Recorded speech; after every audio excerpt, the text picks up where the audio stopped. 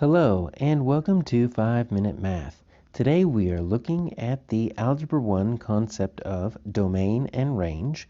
This is standard A.2A in the great state of Texas, and we are using item number 44 off the 2017 released STAAR test.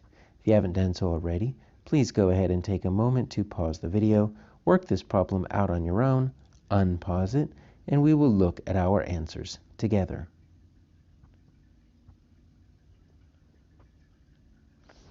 So we have the graph, part of a linear function, g here, and we need to find the inequality that best represents the one key word we need to focus in on is domain.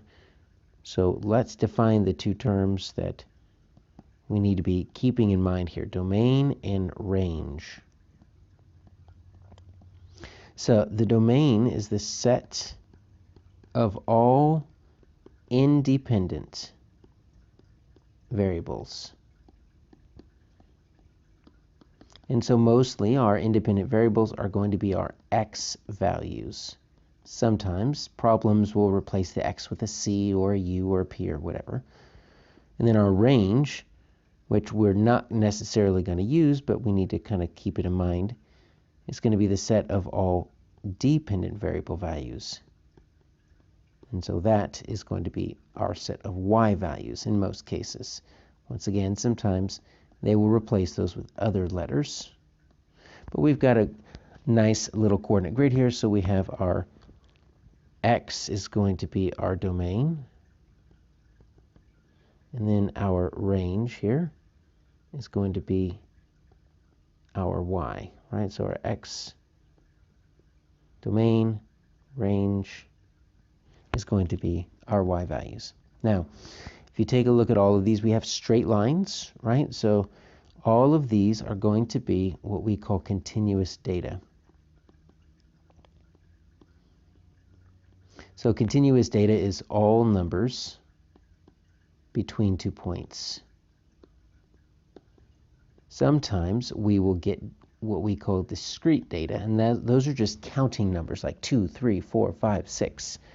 And it doesn't include all the decimals and all of the fractions in between. But you see we have a straight line here on our graph, and so it is going to include all of the numbers here. So what we need to do here is we need to note this function g, right? So since it is function g, you notice that we're not necessarily looking at x and y, right?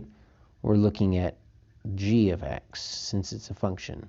That's going to kind of represent our y. All right, so if we want to just simplify, we can kind of keep those as our y values, but that's the range. We're not looking for the range. So since we know that, right, all we need to do is we just need to eliminate these two options because those are the ranges. And you notice what they're doing right between -6 and 3, right? So those are our y values right there. We're not needing those.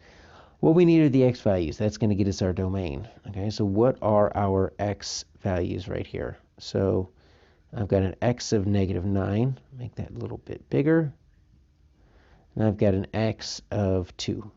Okay, so all numbers between -9 and 2 are going to meet my domain. If I want to do the range, I would do this -6 and 3 because those are my y values. But you notice that I've got the only difference is where does that less than or equal to go into, okay? So we need to pay close attention to the circles here. We have an open circle. If we have an open circle, we do not include that -9. So it's going to be a greater than or a less than depending on where it sits. Now right down here, we have a closed circle, okay?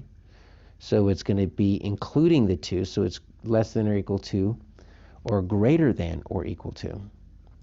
So that's going to inform our answer here. So all x values are going to be greater than -9, but we're not including it, and less than or equal to 2, but we are including it right here. So our answer here is going to be F.